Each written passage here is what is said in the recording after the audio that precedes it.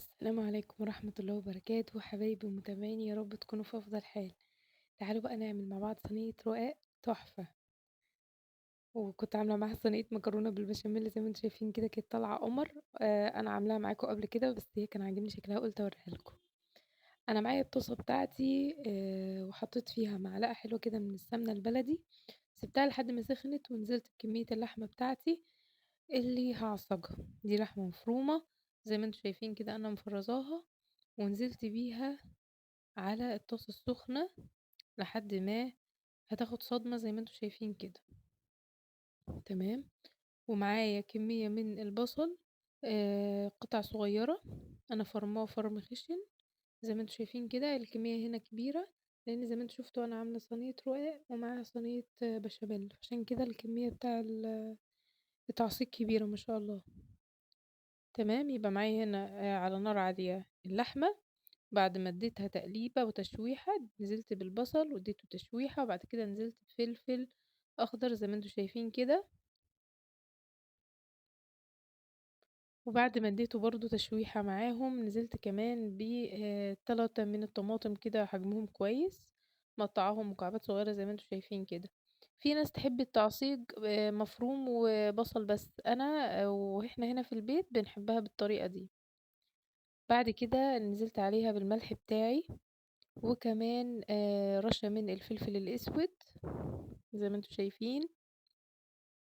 حلو كده ومعاهم رشة من البابريكا.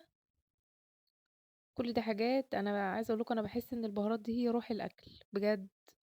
ومعايا هنا رشة من ال7 بهارات.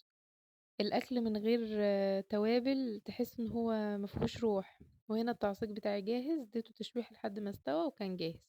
دي الصينية اللي أنا هاعمل فيها الرقاق بتاعي. نزلت فيها بمعلقة كده من السمنة البلدي ودهنتها زي ما انتم شايفين من الأرضية بتاعتها والجوانب. وجبت هنا صينية أكبر وما كانش عندي شوربة فنزلت فيها بمكعب مرقة ومية مغلية وقلبتهم كويس وبعد كده هبدأ أسقسق الرقاق بتاعي. ده رقاق ناشف. تقدروا تعملوا رقاق طري اللي تحبوه. بنزل كده بالرقاق بتاعي في الصينية زي ما انتم شايفين كده ما سيبهوش يعني ثواني هنا وهنا علشان ما يبوش مني.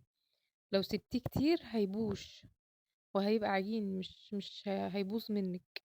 انت بتسيبيه ثواني هنا ثواني هنا وتنزلي ترصي في الصينية بتاعتك. انا بالنسبة لي كان تمام معايا قوي 3 طبقات فوق و3 زيهم تحت. انا نزلت ب3 تحت زي ما انتم شايفين وبعد كده نزلت بالتعصيق بتاعي او اللحمة بتاعتي في النص وفردتها كده زي ما انتم شايفين. احاول ما اطلعش الحشو بره. بعد كده هنزل برضو بنفس الطريقة ب3 من الرقاق فوق.